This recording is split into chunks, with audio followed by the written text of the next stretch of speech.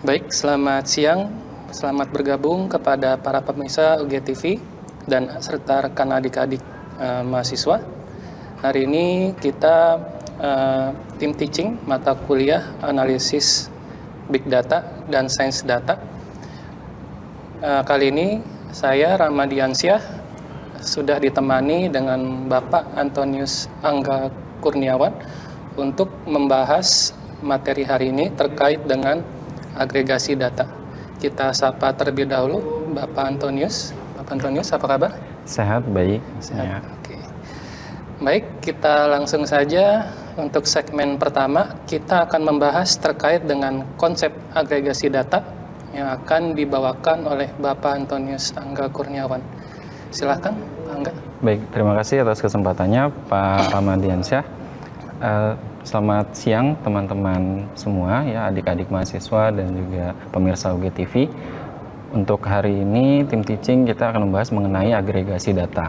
Nah, agregasi data di sini biasanya Pak Rama, mungkin banyak dari teman-teman atau adik-adik sekalian, kalau kita mengumpulkan data itu dari banyak data, kemudian datanya itu masih belum ada informasinya atau insight-nya ini. Nah, ini hari ini kita bahas mengenai teknik agregasi data untuk mendapatkan suatu insight dari data tersebut, ya, agar lebih sederhana dan ringkas lagi dari data yang banyak, kemudian dipersingkat tapi memiliki makna, gitu. Baik, untuk teman-teman semua, langsung saja saya mulai untuk agregasi data untuk hari ini. Nah, untuk agenda hari ini kita akan membahas mengenai konsep agregasi data, ya, jenis operasi agregasi data, kemudian visualisasi agregasi data itu sendiri nantinya akan seperti apa. Ya. Oke, bagian pertama dulu untuk sesi 1 kita membahas mengenai agregasi data. Oke, di sini ya, agregasi data. Di sini agregasi data adalah suatu proses mengumpulkan, menggabungkan, kemudian meringkas atau menyatukan data mentah menjadi informasi yang lebih sederhana dan bermakna. Intinya itu. Jadi dari penggabungan data tersebut kita jadi membuatnya lebih sederhana dan memiliki makna, dan kita juga bisa mendapatkan nilai dari situ, Pak Rama, biasanya. Nah, agregasi ini bukan hanya kita menjumlahkan kolom 1 dengan kolom 2 atau menyembelahkan hal lain, ya, tapi kita mentransformasinya dari data granular. Jadi data granular tuh seperti data yang istilahnya lebih detail, lebih rinci, ya, tapi nanti dari situ biasanya akan sulit dibacanya. Nah, akan lebih mudah nanti dibuatkan agregasinya, kemudian menjadi suatu informasi. Nah, selain itu agregasi itu dia mengarah ke reduksi dimensi data. Nah, di mana dimensi reduksi ini, kalau kita permisalan saja, ya, misalnya kita mengambil data dari eksternal, kita punya data tersebut dengan 100 kolom. Nah, 100 kolom itu kan cukup banyak, ya.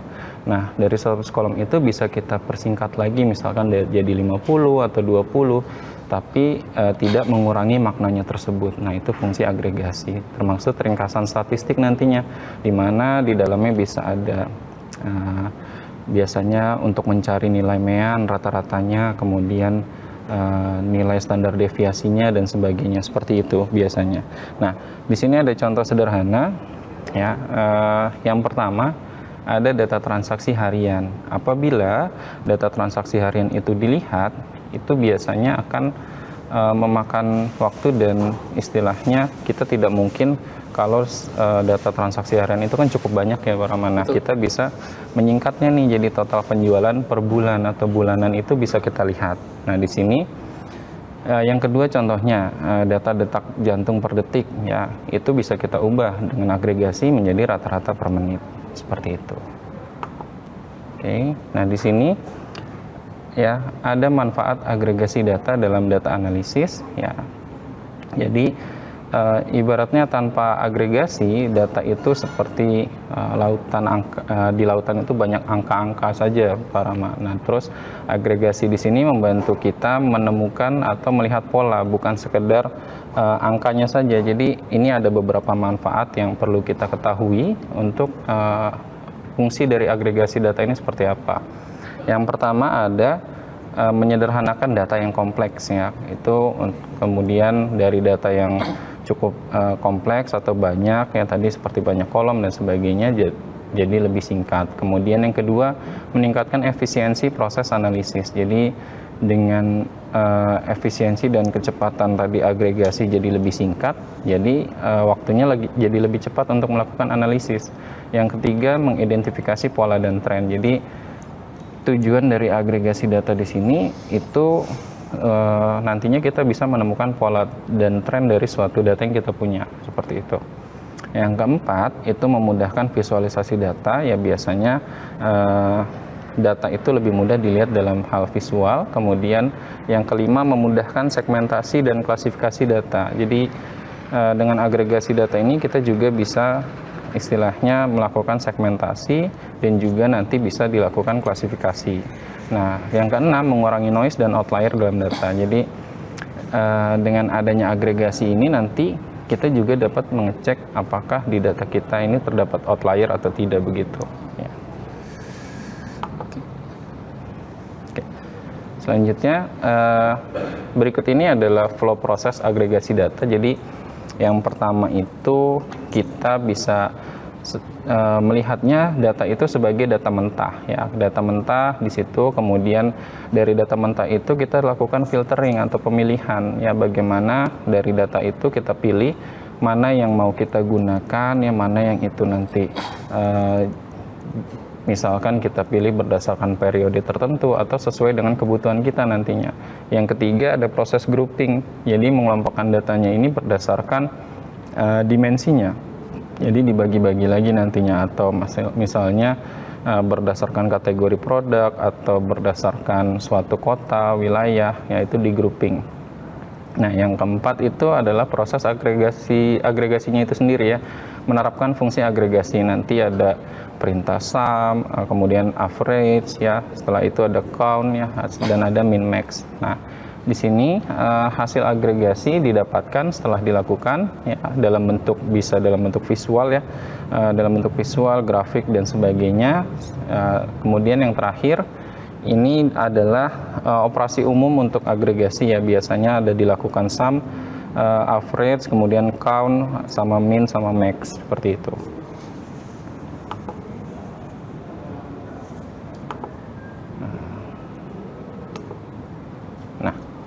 Oke, ini contoh flow agregasi data ya Pak Rahman. Jadi buat teman-teman sekalian, ini contoh flow agregasi data. Jadi misalnya kita punya data mentah di sana ya, data transaksi. Di situ ada data transaksi. Nah, di situ nanti kita ubah dari data transaksi itu menggunakan misalkan tadi ada operasi sum ya untuk penjualan. Nah, kita melakukan grouping berdasarkan kota. Kita menjadi membuatnya lebih singkat. Jadi ada kota Jakarta, Bandung, Surabaya. Nanti dari situ kita akan melihat total penjualan di kota Jakarta berapa sih, di kota Bandung berapa, kemudian di Surabaya juga berapa.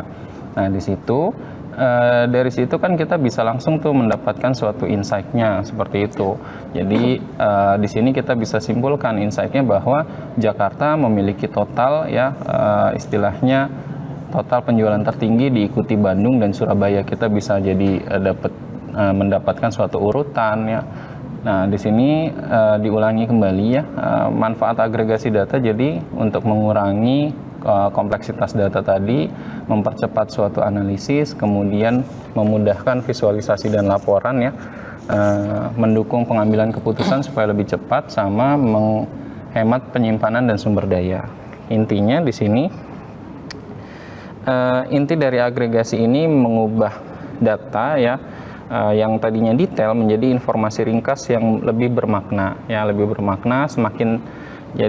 Semakin tepat cara agregasinya Pak Rama, itu semakin banyak istilahnya insight yang kita dapatkan dan semakin berkualitas datanya, seperti itu. Jadi agregasi data ini banyak sekali fungsinya ya Pak Angga? Iya, banyak ya. Jadi agregasi itu fungsinya banyak sekali, tapi juga pemilihan operasi agregasinya juga perlu ditentukan supaya nanti hasilnya juga tepat gitu. Nah, di sini ada tantangan dalam agregasi data ya. Jadi tantangan yang pertama itu kualitas dan konsistensi datanya. Nanti juga yang kedua ada kehilangan detail dan konteksnya. dia juga bisa mengakibatkan bias dalam ringkasan ya. Kemudian yang keempat ada over aggregation, yang kelima ada kesalahan grouping ya di sini. Nah, sebenarnya agregasi itu ya suatu hal yang baik dan powerful ya, tapi jika salah penggunaannya gitu ya, justru itu bisa membuat salah dalam pengambilan keputusan juga ya. Tadi seperti yang saya sampaikan bahwa kalau misalnya penggunaan operasinya atau tekniknya salah, itu juga nanti akan pengambilan keputusannya juga akan salah gitu. Jadi memang kita harus hati-hati ya Pak Angga dalam melakukan agregasi data. Ya betul, kita harus hati-hati juga dalam pemilihannya itu. Nah, ini tadi ya masih dengan tantangannya, diikuti dengan contohnya. Di sini misalnya ada kualitas dan konsistensi data tadi. Kita ibaratkan di sana ada user A ya, kemudian ada transaksi-transaksinya. Nah, agregasinya itu kita misalkan melakukan rata-rata. Nah, rata-rata dari ini misalkan 38,33. Nah, masalah yang terjadi kalau dalam tantangan ini adalah kalau kita melakukan langsung agregasi rata-rata, itu kita tidak mengetahui variasi dari perilaku usernya seperti apa gitu. Jadi kan di sana kita bisa lihat, oh ternyata ada transaksi juga ternyata yang cukup besar 100.000 gitu. Padahal biasanya yang user A ini melakukan transaksi tidak begitu besar, hanya 5.000, 10.000 ya. Jadi insight-nya kita bisa melihat bahwa user A ini tidak konsisten dalam melakukan transaksi, biasanya seperti itu. Jadi rata-rata itu terlihat rapi tapi sering menyembunyikan kenyataannya gitu. Jadi itu juga perlu dianalisis gitu ya. Nah, kemudian bias dalam ringkasan di sini. Di sini juga ada contohnya lagi ya, misalkan ada kelas, kemudian ada nilai ya. Di sini ada kelas A, ada yang nilainya 90, 85 ya, kelas B juga 60, 55. Nah, dirata-ratakan jadi 72,5. Nanti di sini kalau dari rata-rata ya kita melihatnya cukup baik ya, karena namun sebenarnya kelas A ini ya hanya kelas A saja yang baik, kelas B itu hasilnya buruk karena dari hasilnya saja bisa dilihat adik-adik mahasiswa di situ dilihat bahwa di bawah 70 ya. Nanti kita bisa dapetin tuh suatu insight-nya bahwa yang dikatakan bias itu seperti apa. Ternyata yang dikatakan bias itu dengan adanya agregasi ini juga bisa menyesatkan keputusan. Misalnya dosen mengira bahwa semua kelas itu cukup baik karena tadi rata-ratanya 72,5 gitu. Jadi bias terjadi karena digabung tanpa melihat kelompoknya gitu. Jadi memang ketika kita melihat agregasi data ini, kita butuh analisis lebih lanjut ya Pak? Iya, kalau melakukan agregasi kita juga harus memikirkan grouping-groupingnya tadi, ya, karena itu jadi salah satu kuncinya. Ya. Gitu. Oke, nah berikutnya ada over aggregation ya. Ini terlalu dirangkum. Jadi di sini ada kelas ya ada Senin, ada hari ya nih, hari, kemudian ada nilainya ya, di situ ada 1 juta, 1 juta, dan ada yang hari Kamis 10 juta. Ini seperti misalnya penjualan gitu ya. Nah, agregasi rata-rata mingguannya 3,25 juta. Nah, kemudian masalahnya ada lonjakan besar di hari Kamis itu ya. Jadi kalau misalkan dilakukan agregasi rata-rata langsung, itu nggak kelihatan bahwa ada kejadian lonjakan yang sebesar 10 juta di hari Kamis seperti itu. Jadi pola penting itu hilang, bahkan padahal di hari Kamis itu mungkin adanya event, jadi penjualannya jadi lebih tinggi dan sebagainya ya, atau sedang mengadakan apa jadi penjualannya tinggi.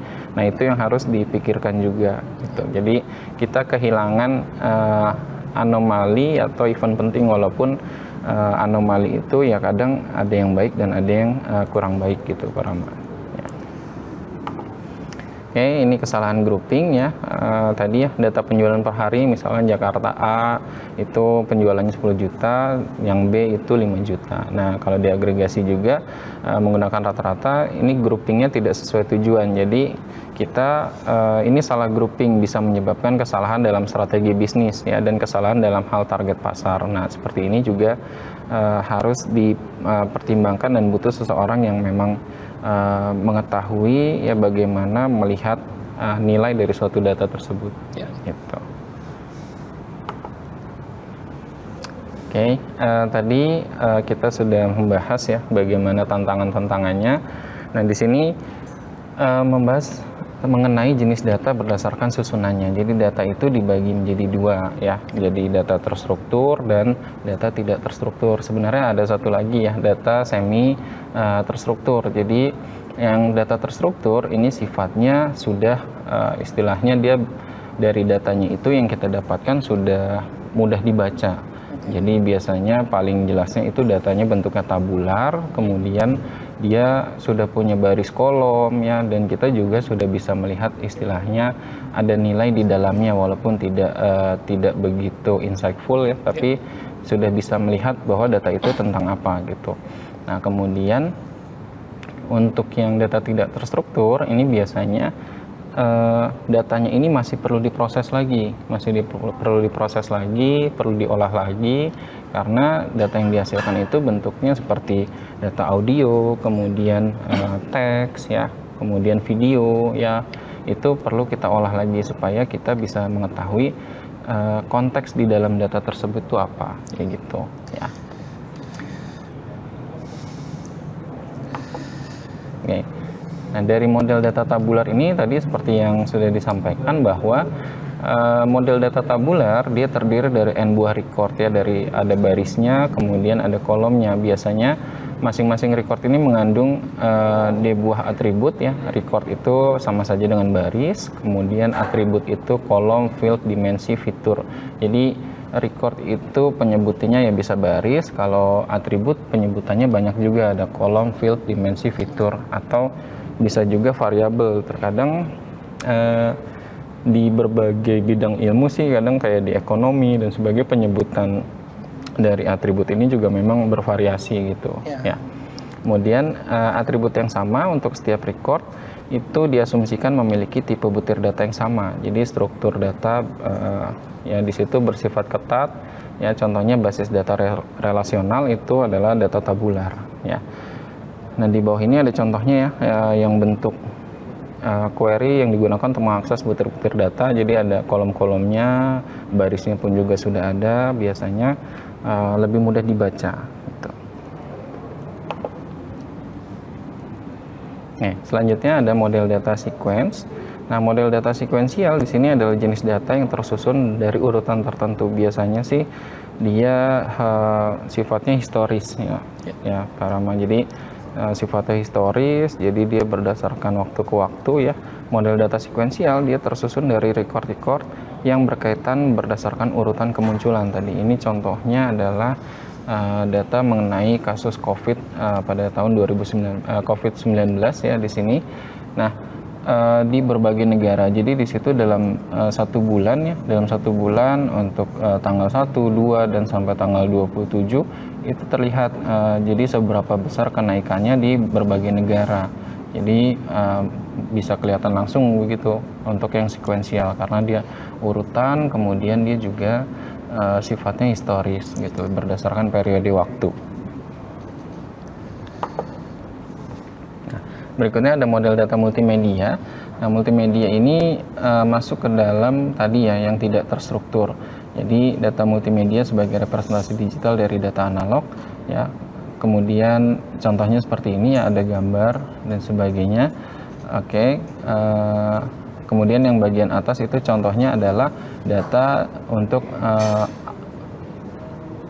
dalam bentuk sinyal ya. Sinyal itu bentuknya seperti itu nantinya.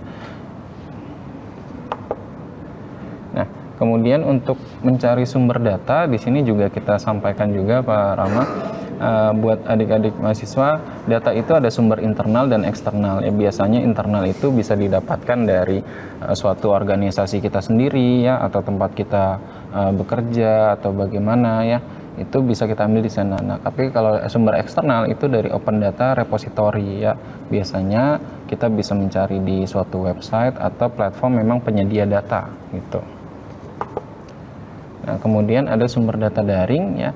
Di sini banyak ya, mungkin teman-teman bisa membacanya juga di sini ya. Untuk data sekarang banyak yang terbuka ya dari portal Satu Data Indonesia. Kemudian yang paling terkenal dan mudah didapatkan saat ini biasanya di UCI Machine Learning ya, kemudian ada Kaggle dan juga banyak badan-badan pemerintahan juga yang memang menyediakan data terbuka seperti ini. Jadi bisa dicari saja di situ untuk mendapatkan suatu data. Nah, ini sumber data daring, salah satunya ada Google Dataset Search. Ini kita bisa melakukan pencarian data, tinggal kita ketikkan saja data yang kita butuhkan itu apa ya. Nanti bisa dicari di sana. Kemudian kalau mengakses atau mengambil data dari platform Kaggle ya, di sini open source, kita juga bisa mengaksesnya, kita cari datasetnya apa yang kita butuhkan, kemudian nanti muncul ya. Oke,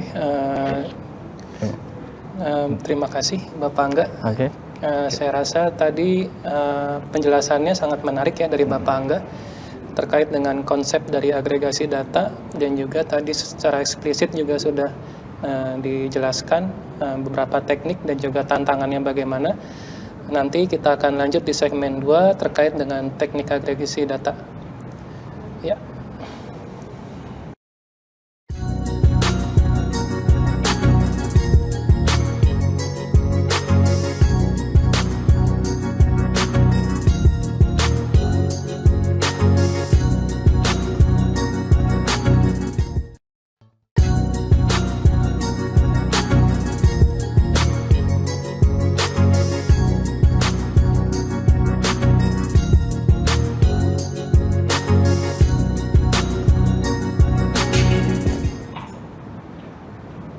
Baik, kita kembali lagi ya di sesi 2 kali ini. Tadi pada sesi pertama kita sudah membahas mengenai pengertian dan konsep dari agregasi data, termasuk tantangannya sudah kita bahas juga.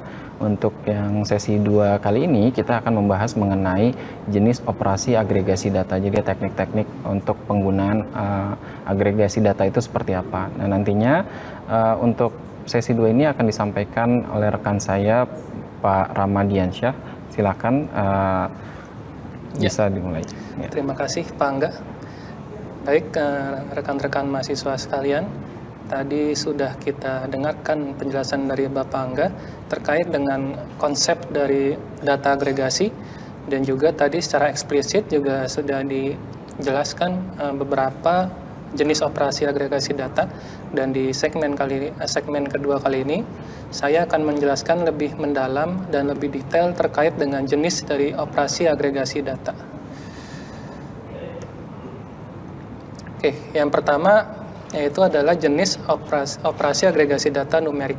Kalau kita lihat di sini, definisinya adalah teknik agregasi yang diterapkan pada data berbentuk angka untuk mendapatkan nilai ringkasan yang dapat digunakan dalam analisis lebih lanjut. Oke, jadi nanti ketika adik-adik mencari sebuah data gitu ya, dan kemudian datanya ini ternyata banyak yang berbentuk angka. Nah, ini adalah namanya data numerik gitu ya. Jadi ketika kita mendapatkan data numerik, ini ada beberapa operasi yang mungkin kita gunakan untuk kita melakukan agregasi data. Nah, untuk jenis agregasi numerik di sini ada yang namanya sum. Ya, bagaimana kita menjumlahkan semua nilai dalam satu kelompok data. Ya, jadi kata kuncinya adalah satu kelompok data. Ya, jadi kita jumlahkan tuh, misalnya nanti ada kelompok A, gitu ya. Nah, kemudian kita ingin tahu tuh jumlah dari kelompok A itu jumlahnya berapa. Ya, nah kita bisa menggunakan yang namanya operasi sum, gitu ya. Kemudian berikutnya adalah min. Nah, ini bagaimana kita menghitung rata-rata dari sekumpulan angka, ya, sekumpulan angka.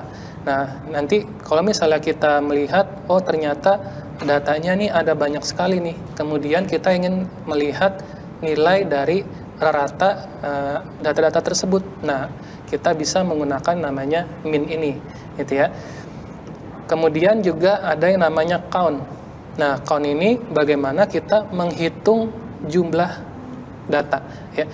Tadi kalau misalnya kita lihat sum, nah sum ini hanya satu kelompok data, ya. Nah, untuk count ini menghitung seluruh jumlah datanya, begitu ya. Kemudian berikutnya ada max and min, bagaimana kita menentukan nilai tertinggi dan terendah di dalam dataset, ya. Misalnya kita mendapatkan dataset penjualan nih Bapak Angga. Ya. Kemudian kita ingin mencari nilai tertinggi penjualan itu bagaimana. Nah, kemudian kita bisa pakai jenis agregasi max misalnya. Kemudian kita ingin mencari yang terendah, penjualan terendahnya. Nah, itu kita bisa menggunakan min ini gitu. Nah, ini kan betul. Jadi kan adik-adik ini kan dalam rumpun ilmu sosial humaniora ya Bapak. Nah, mungkin adik-adik mendapatkan data-data yang istilahnya kompleks gitu. Jadi kalau data engineering kan terkadang datanya itu istilahnya lebih mudah untuk diolah. Tetapi kalau misalnya data dari rumpun ilmu sosial humaniora, nah itu sangat kompleks ya biasanya. Nah, agregasi ini itu sangat membantu adik-adik untuk mendapat insight, tadi sudah dijelaskan oleh Bapak Angga terkait dengan insight ya. Jadi ketika kita menggunakan operasi agregasi data, nah nanti ada insight yang kita dapatkan gitu. Nah, salah satunya menggunakan jenis agregasi numerik. Oke. Nah, di sini kita akan lebih mendalam ya. Di sini yang pertama ada agregasi data sum ya. Jadi kapan kita menggunakan teknik sum gitu ya. Nah, yang pertama ketika ingin mengetahui total dari nilai akumulasi ya. Jadi ketika kita ingin melihat jumlah dari keseluruhan data ya dalam suatu kelompok tertentu. Nah, ini kita bisa menggunakan teknik sum ini gitu. Kemudian ketika data bersifat aditif bisa dijumlahkan ya. Nah, artinya memang data ini bersifat angka atau numerik gitu ya, yang memang bisa dijumlahkan. Ketika nanti datanya itu adalah kategorikal ya, mungkin nanti bisa kita lakukan transformasi atau bagaimana gitu ya untuk kita bisa melakukan sum ini gitu. Jadi memang sum ini khusus untuk data yang sifatnya angka atau numerik. Gitu. Berarti tidak cocok buat yang kategorikal ya, Betul. Jadi nanti kalau misalnya kita kategorikal, Bapak Angga, kita nanti ada jenis agregasi datanya lagi gitu. Bagaimana kita melihat agregasi data untuk data yang kategorikal. Nah, untuk yang sekarang kasusnya kita masih data yang numerik. Nah, kemudian untuk teknik sum ini juga digunakan ketika fokus pada volume atau besaran keseluruhan ya. Jadi ketika kita melihat dari total volume yang terjadi misalnya, kemudian maka sum ini menjadi pilihan yang sangat baik itu Bapak Angga. Kemudian contoh penggunaan ya. Nah, ini total penjualan per bulan. Nah, misalkan adik-adik dari jurusan ekonomi nih ingin menulis penulisan ilmiah karena ini adik-adik dari tingkat 3 atau nanti ingin menulis skripsi terkait dengan dataset penjualan. Nah, kemudian kita ingin mencari tuh total penjualan per bulan. Nah, kita bisa menggunakan teknik sum ini gitu ya. Kemudian juga total jumlah pengunjung. Nah, misalnya nanti studi kasusnya misalnya nanti di suatu tempat ya, misalnya di tempat perbelanjaan. Itu kita ingin melihat pengunjung di sebuah swalayan misalnya. Nah, itu kita bisa menggunakan sum ini untuk kita melihat total dari jumlah pengunjung di tempat tersebut gitu. Kemudian total produksi barang. Nah, ini juga ketika misalnya nanti adik-adik memilih riset misalnya di bidang industri di pabrik misalnya, ketika ternyata pabrik tersebut jumlah produksinya itu di hari atau di bulan keberapa itu kita bisa melihat totalnya seperti itu. Oke. Nah, di sini ada catatan bahwa sum itu tidak cocok untuk data yang tidak bisa dijumlahkan. Nah, contohnya rata-rata suhu atau persentase gitu ya. Mungkin juga yang datanya itu sifatnya kategorikal ya Bapak Angga. Nah, memang sum ini khususnya juga untuk data yang numerik gitu. Iya, betul. Nah, di sini ada gambarannya ketika kita ingin melihat revenue dari sebuah produk gitu ya. Nah, ini kita bisa lihat nih total dari revenue berdasarkan produk itu seperti apa. Nah, ini kita bisa menggunakan yang namanya agregasi data sum ini. Nah, kemudian nanti ketika kita sudah mendapatkan total, nah itulah yang nanti menjadi analisis lebih lanjut, insight apa yang kita dapatkan. Nah, ini nanti dinilai dari kepakaran adik-adik nih, ketika nanti melihat sebuah data seperti ini, itu nanti kita dapat insight-nya seperti apa, gitu ya. Oke, nah di sini implementasinya. Nah, di sini sudah saya contohkan, misalnya kita menggunakan dataset online retail, ya. Jadi ketika kita ingin melakukan istilahnya penelitian dalam bidang data science, ya Bapak Angga. Jadi dataset itu kan bisa didapatkan dari sumber yang terbuka. Tadi Bapak Angga juga sudah menyebutkan bahwa dataset itu sebenarnya bisa kita ambil yang sudah tersedia secara online.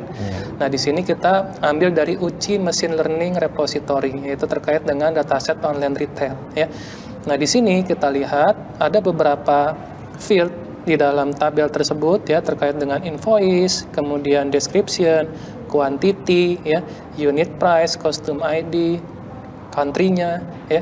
Nah, ini kan bisa kita olah nih untuk kita mendapatkan insight, gitu ya, dari table ini.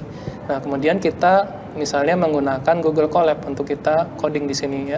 Kita import dulu, kita import pandas, ya. Kemudian kita deklarasikan bahwa dia variabelnya PD. Kemudian kita ingin mengambil dataset ini. Nah, ini datasetnya ini adik-adik juga bisa gunakan secara gratis dengan mudah, gitu ya. Nah, bagaimana nanti tinggal masukkan aja URL-nya di sini.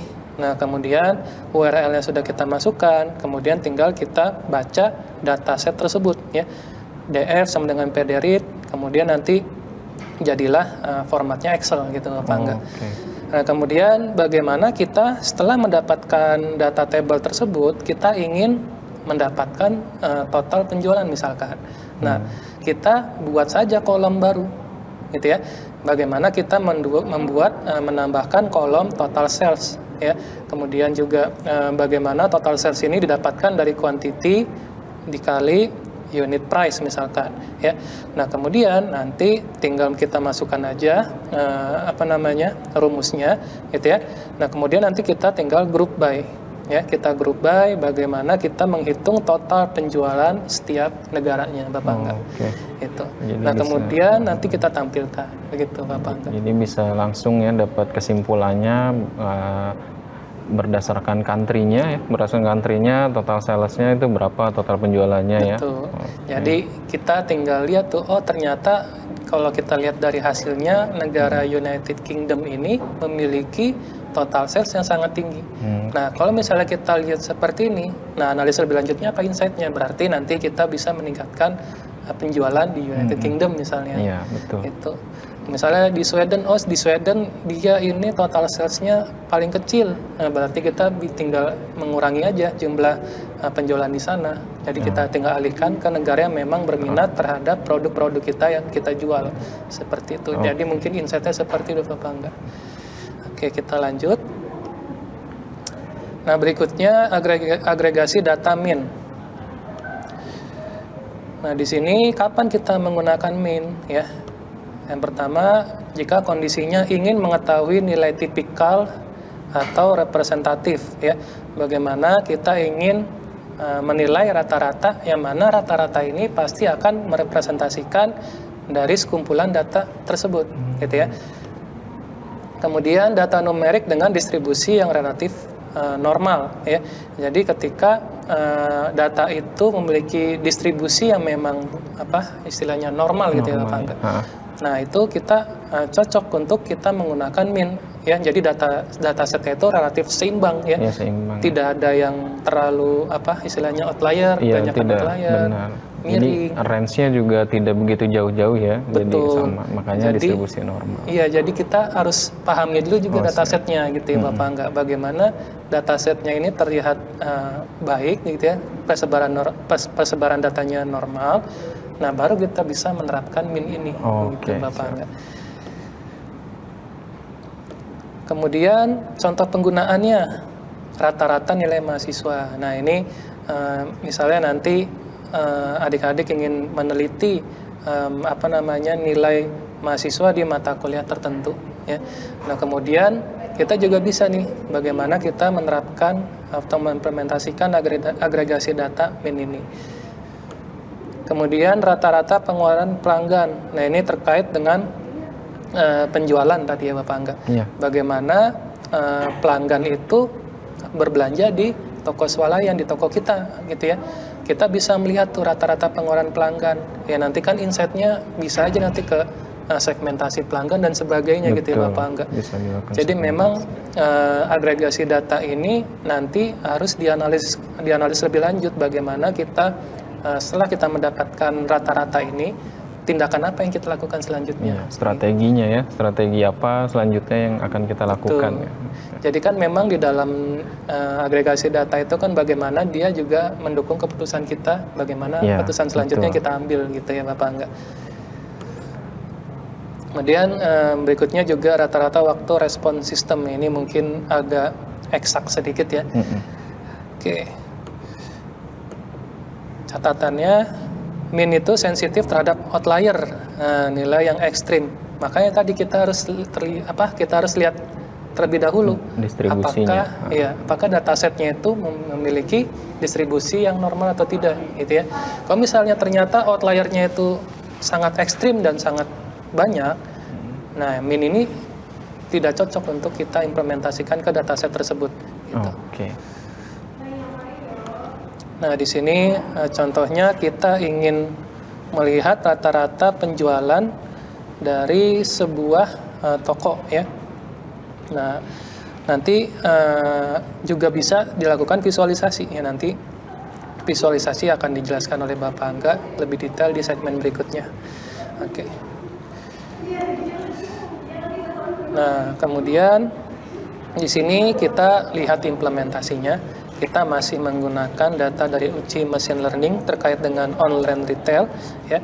Tadi kita harus masukkan dulu URL-nya, kemudian kita convert ke dalam bentuk Excel.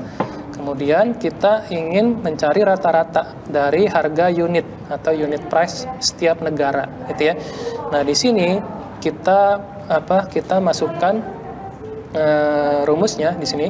Tinggal kita group by berdasarkan country atau negaranya. Kemudian tinggal kita cari rata-ratanya dengan sintaks MIN ini, gitu ya. Nah, kemudian kita tampilkan hasilnya. Nah, di sini kita lihat hasilnya. Oh, ternyata rata-rata penjualan atau rata-rata harga. Ya, ini di sini rata-rata harga ya, Bapak Angga. Iya. Rata-rata harga yang kita lihat berdasarkan negara. Oh, ternyata Singapura memiliki rata-rata 109 sekian gitu. Nah, nanti tinggal kita tindak lanjuti nih dari hasil rata-rata ini, bagaimana tindak lanjutnya, seperti itu ya. Nah, ini terkait dengan insight tadi. Oke, kita lanjut. Berikutnya count. Nah, teknik count itu kapan untuk kita gunakan? Yang pertama, ketika ingin mengetahui jumlah entitas atau frekuensi ya. Bagaimana kita ingin melihat banyaknya data, banyaknya entitas atau kejadian di dalam suatu kumpulan data atau dataset ya. Kemudian data juga berupa kejadian atau item ya. Tadi ya, jadi berupa kejadian di dalam suatu kumpulan data atau item-item yang memang ada di dataset tersebut ya. Kemudian contoh penggunaan. Nah, contoh penggunaan ketika kita ingin mengetahui jumlah pelanggan ya. Ketika kita ingin mengetahui jumlah pelanggan di dalam suatu swalayan, di dalam suatu minimarket, nah ini kita bisa menggunakan count. Kemudian ketika kita ingin mencari jumlah transaksi, ini juga bisa kita gunakan. Ketika kita ingin mencari jumlah mahasiswa per kelas juga bisa kita gunakan. Nah, di sini mungkin ini visualisasinya ketika kita sudah melakukan agregasi count, kemudian kita bisa visualisasikan menggunakan diagram batang seperti ini. Nah, mungkin nanti ini di segmen berikutnya terkait dengan visualisasi. Nah, kemudian di sini terkait dengan implementasinya. kita menggunakan online retail ya dari uji machine learning ya. Kemudian bagaimana kita menghitung ini dari agregasi count-nya? Nah, berarti kita tinggal masukkan saja di sini sintaks count-nya ya. Nah, kemudian nanti tinggal kita tampilkan hasilnya. Oh, ternyata United Kingdom itu memiliki transaksi atau jumlah transaksi tertinggi. Nah, Australia untuk jumlah transaksi yang terendah. Nah, kemudian ini max min bagaimana kita melihat dari jumlah tertinggi dan juga jumlah terendah ya. Begitu ya. Kemudian di sini juga contoh dari implementasinya. Ya, mungkin dari saya cukup karena memang waktunya terbatas ya Bapak Angga. Iya, baik. Mungkin saya kembalikan ke Bapak Angga. Baik, terima kasih Pak Rama. Sangat baik ya, berarti kita dalam menentukan atau memilih teknik dari agregasi data ini juga kita harus mengetahui data yang kita punya itu karakteristiknya bagaimana ya Pak Rama ya. Betul. Jadi kalau tadi SAM cocoknya untuk bagaimana, untuk yang MEAN tadi cocoknya untuk data yang distribusinya normal ya dan sebagainya, baik min max juga. Nah, makanya tadi mungkin kita makanya tadi di tantangan itu agregasi itu memang bagus, tapi kalau kita salah memilih teknik tadi seperti yang Pak Rama jelaskan tadi, kita bisa salah dalam mengambil keputusan karena teknik yang kita pakai tersebut salah. Tadi misalnya seandainya kalau tadi distribusinya tidak normal ya atau banyak outlier, kita pilihnya malah pakai teknik agregasi MEAN tadi. Betul. Justru nanti akan salah di hasilnya ya Pak Rama. Jadi strategi bisnisnya juga nanti bisa malah kacau dan sebagainya kayak gitu. Ya. Kemudian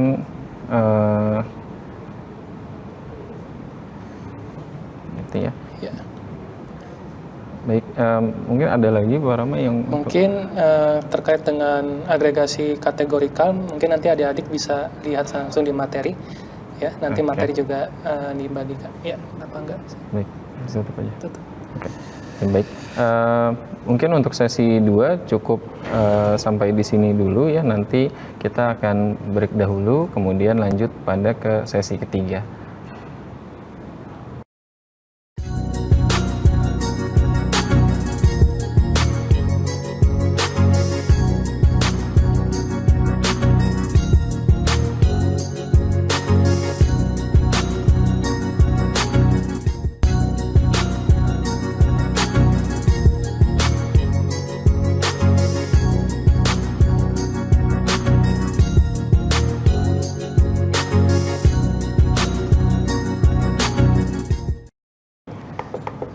Baik, adik-adik, kita kembali lagi di literasi tim teaching mata kuliah analisis big data dan sains data. Untuk segmen ketiga kali ini kita akan membahas terkait dengan visualisasi data. Nah, nanti visualisasi data ini bagaimana kita melihat terkait dengan hasil agregasi data yang bisa kita visualkan. Nah, untuk lebih lengkapnya nanti kita dengarkan dari pemaparan Bapak Antonius Angga. Silakan Bapak Angga. Baik, terima kasih Pak Rama. Ya, kita kembali lagi untuk sesi ketiga ya. Sesi ketiga kali ini kita akan membahas mengenai visualisasi data. Nah, di sini visualisasi data agregasi adalah suatu cara ya kita untuk meringkas atau menyederhanakan kumpulan data yang besar tadi dalam bentuk grafik atau diagram. Biasanya sih kenapa sih visualisasi data ini penting ya Pak Rama? Karena kan dari data tersebut kita lebih mudah biasanya melihat yang lebih sederhana. Yang sederhana ya bagaimana kita buatnya dalam bentuk grafik ya, dalam bentuk grafik. Jadi kemudian dari grafik itu atau gambar biasanya kita akan lebih mudah memahami daripada bentuk yang bentuknya tabel-tabel banyak ya, data detailnya juga banyak. Nah, itu akan lebih mudah paham dengan bentuk yang visual. Jadi lebih mudah diingat dan lebih mudah ditangkap dan diambil kesimpulan biasanya kalau dalam bentuk visual. Nah, jenis visualisasi untuk data agregasi di sini ada banyak ya. Ada bar chart, ada line chart, ada histogram, kemudian ada pie chart juga, ada heat map, sama box plot dan scatter plot. Nah, yang pertama dulu ya Pak Rama untuk pie chart di sini adik-adik semua juga bisa diperhatikan. pie chart di sini digunakan untuk menunjukkan seberapa banyak ya dari setiap jenis kategori dalam dataset berbanding dengan keseluruhan. Nah, di situ contohnya adalah visualisasi pie chart dari distribusi keuangan perusahaan Apple dari dataset keuangan di Yahoo Finance. Jadi contohnya seperti ini di sebelah kanan.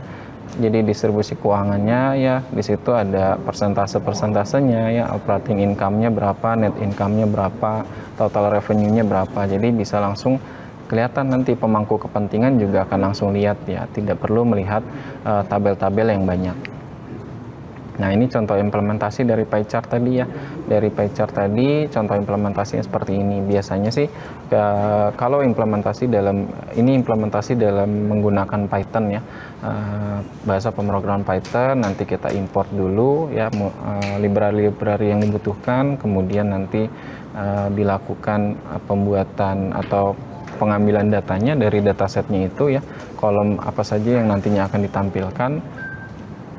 Kemudian dilakukan tadi agregasi datanya ya, agregasinya kita mau menampilkannya tadi hanya operating income-nya ya, total persentasenya berapa, kemudian net income-nya total persentasenya berapa. Setelah itu baru divisualisasikan dengan pemilihan jenis dari grafiknya, yaitu pie chart tadi. Itu biasanya sih sudah ada, kita tinggal panggil saja Parama untuk library pie chart-nya ya. Contohnya seperti ini. Untuk pewarnaan di situ juga bisa dipilih kita warna yang mau diinginkan apa biasanya. Nah, kemudian ada bar chart ya. Bar chart di sini jenis visualisasi data yang digunakan untuk membandingkan nilai. Biasanya bar chart untuk perbandingan nih di sini. Jadi nilai antar kategori menggunakan batang ya, vertikal atau horizontal. Jadi biasanya ada dua jenis tuh, yang vertikal, horizontal, tapi dalam bentuk diagram batang di sini. Contohnya visualisasi bar chart. Di sini ada contoh kejahatan terbanyak yang terjadi di Chicago ya, dari dataset URL resmi City of Chicago. Di situ bisa kita lihat perbandingannya. Oh, ternyata kejahatan apa sih yang sebenarnya banyak terjadi di kota Chicago tersebut. Nah, ini dirangkum dalam top 10 jenis kejahatan gitu. Nanti implementasinya juga kurang lebih sama dengan yang pie chart tadi, hanya kita memilih saja kolom atau field apa yang mau kita rangkum atau tadi agregasi yang kita buat persingkat tadi ya, kita buat persingkat itu kolom apa ya. Di situ kita bisa membuat value count di situ. Kan tadi seperti yang Pak Rama sampaikan ya, count tadi untuk menghitung jumlahnya yang terjadi itu kejadiannya berapa kali ya. Di situ bisa terlihat. Nah, di situ ada fungsi value count, kemudian nanti kita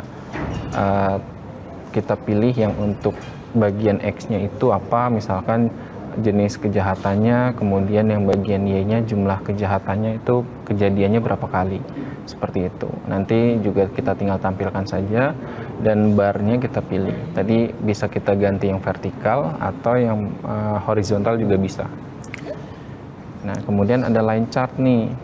Line chart di sini itu jenis visualisasi data yang biasanya dipakai untuk menampilkan tren atau perubahan nilai dalam satu rentang waktu. Nah, ini biasanya menggunakan line chart agar kita lebih mudah melihat perubahan-perubahan yang terjadi, tapi dalam waktu yang mungkin cukup singkat ya, kayak hitungan hari ataupun bahkan juga ada yang hitungan jam dan sebagainya seperti. Jadi akan lebih mudah terlihat ya. Contohnya tadi ada visualisasi line chart mengenai kasus COVID-19 di Indonesia ya tahun 2022 dari dataset Our World in Data.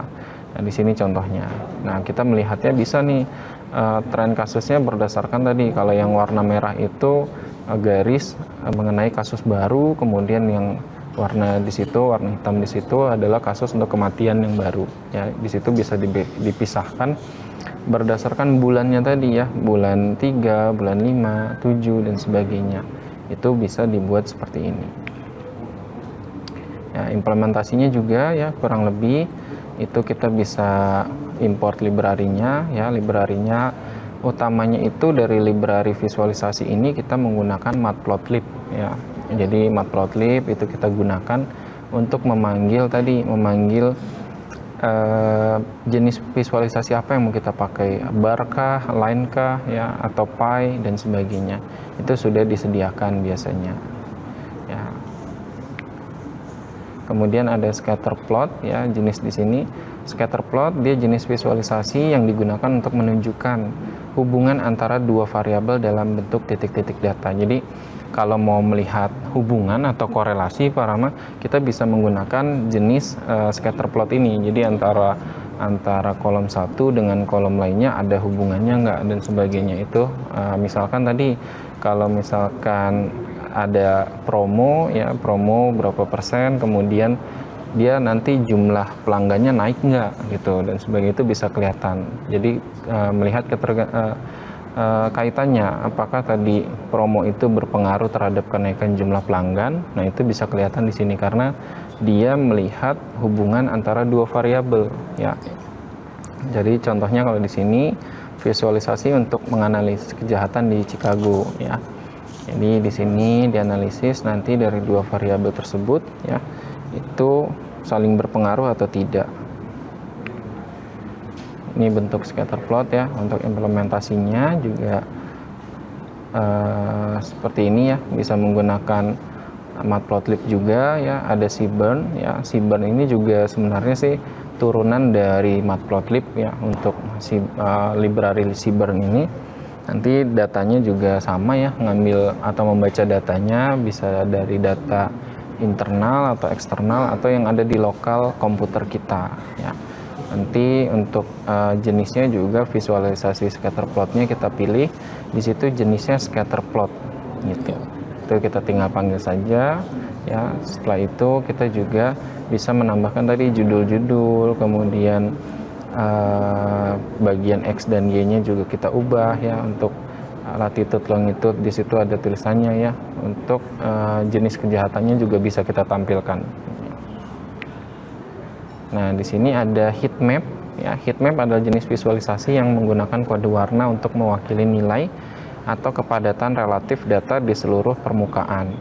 Nah, warna-warna ini kemudian dapat digunakan untuk memeriksa data secara visual ya. Biasanya sih heat map juga paling sering dipakai kalau kita mau melihat adanya korelasi Pak Rama. Jadi korelasi antara kolom 1, kolom 2, kolom 3 dan seterusnya. Jadi melihat seperti biasanya paling sering kalau kita pakai untuk klasifikasi di situ Pak Rama. Jadi heat map ini bisa kita lihat apakah suatu kolom Y itu hasilnya berpengaruh terhadap kolom-kolom lain ya, yang kolom X1, X2 dan sebagainya ya, itu mempengaruhi atau tidak. Itu bisa langsung dilihat di heat map-nya ini. Semakin biasanya sih semakin dia mengarah ke warna yang terang ya, misalnya merah terang, nah itu dia punya korelasi yang baik. Jadi angkanya juga biasanya antara 0 sampai 1 gitu. Jadi semakin dia mendekati 1 berarti dia semakin berkorelasi. Kalau mendekati 0 dia tidak berkorelasi. Untuk melihatnya seperti itu. Ya. Di sini warna-warna ini kemudian dapat digunakan untuk memeriksa data visual ya, menemukan kelompok dengan nilai serupa dan mendeteksi tren dalam data. Oke, ini contoh heat map kasus COVID-19 berdasarkan bulan dan tahun ya. Jadi di tahun 2022 tepatnya di bulan Februari itu adanya istilahnya kenaikan gitu Pak Rama. Jadi bisa langsung terlihat di situ menggunakan heat map. Nah, ini penerapan heat map ya. Nanti juga bisa kita pilih saja heat mapnya, visualisasinya disesuaikan. Nah, kemudian ada histogram ya. Histogram ini biasanya sih paling sering dipakai untuk melihat distribusi data Pak Rama. Jadi tadi distribusi datanya normal atau tidak, atau distribusi datanya dia skew positif atau skew negatif. Kalau contoh di sini, ini kita bisa lihat dia masuknya skew negatif karena ada ekornya di sebelah kiri dia. Jadi lebih condong ke nilai-nilai yang cukup besar gitu ya. Jadi histogram, tadi kalau misalkan kita mau lihat distribusi data kita normal atau tidak, itu bisa menggunakan histogram. Kalau yang normal biasanya bentuknya adalah seperti lonceng, jadi bentuknya rata kanan kiri, di tengahnya akan naik ke atas gitu ya, seperti lonceng. Oke, ini histogram penerapannya seperti ini ya. Nanti dari histogram itu biasanya kita pilih dari histogram itu hanya kita pilih satu kolom biasanya Pak. Jadi satu kolom untuk melihat distribusinya seperti apa. Nah, ini ada box plot, ya box plot di sini jenis visualisasi dalam data science yang digunakan untuk menunjukkan distribusi statistik suatu dataset secara ringkas. Ya, komponen dalam box plot biasanya ada median, interkuartil, ya, sama whiskers, sama outlier. Nah, nanti box plot ini biasanya juga bisa dipakai buat menentukan apakah di suatu data kita itu ada outlier atau tidak di kolomnya, gitu Pak Rama. Nah, ini implementasinya. Nanti kalau box plot itu jika memang ada outlier, ya seperti pada gambar di situ salah satunya ada yang bulat titik-titik itu disebut sebagai outliernya, ya. Jadi yang range nilainya jauh berbeda dari nilai-nilai yang lain, gitu ya. Jadi gitu. Untuk visualisasi, ya itu kurang lebih seperti itu Pak Rama. Jadi visualisasi ini juga perlu kita pertimbangkan apa yang mau kita lakukan. Tadi misalnya kalau kita mau melihat apakah di suatu data kita ini ada outlier atau tidak, itu bisa kita pakai box plot. Bisa juga tadi melihat distribusi normal atau tidak, bisa pakai histogram. Nah, itu penentuan-penentuan itu juga perlu kita sesuaikan, ya, untuk pemilihannya Pak Rama. Oke, jadi terkait dengan visualisasi data ini juga kita harus melihat datasetnya juga ya Bapak? Iya. Ya, bagaimana kita bisa memvisualisasikan apa yang mau kita visualisasikan gitu ya Pak? Iya. Kita tinggal pilih saja bentuknya apa. Gitu. Iya. Nah, sekarang ya sudah dipermudah juga istilahnya, ya, dengan bahasa pemrograman Python itu kita bisa tinggal gunakan library-nya, kemudian juga kita pilih modelnya mau seperti apa, ya, grafik yang mau kita pilih. Di situ nanti akan muncul sendiri dengan sendirinya sesuai dengan data yang kita pilih yang mau kita tampilkan seperti apa. Intinya sih sama tadi, ya, segala sesuatunya perlu kita analisis dulu dan apa yang mau kita cari tahu, baru kita pilih model grafik apa yang cocok untuk data tersebut, Pak Rama. Oke, jadi menarik sekali ya penjelasan dari Bapak Angga terkait dengan visualisasi data ini, ya. Tadi juga dari awal kita sudah menjelaskan terkait dengan konsep agregasi data, kemudian jenis operasinya bagaimana, dan juga ditutup juga dengan menggunakan visualisasi data. Oke, baik para pemirsa UGTV dan adik-adik mahasiswa, demikianlah sesi materi tim teaching mata kuliah Sains Data dan Analisis Big Data pada pertemuan hari ini. Teman-teman mahasiswa jangan lupa untuk mengakses fitur virtual class untuk mengakses materi hari ini dan juga mengerjakan kuis dari pertemuan hari ini. Demikian pertemuan minggu ke-6. Semoga teman-teman mendapatkan manfaat dari materi hari ini. Kami mohon maaf apabila ada kesalahan kata yang mungkin tidak berkenan. Sampai jumpa di pertemuan berikutnya.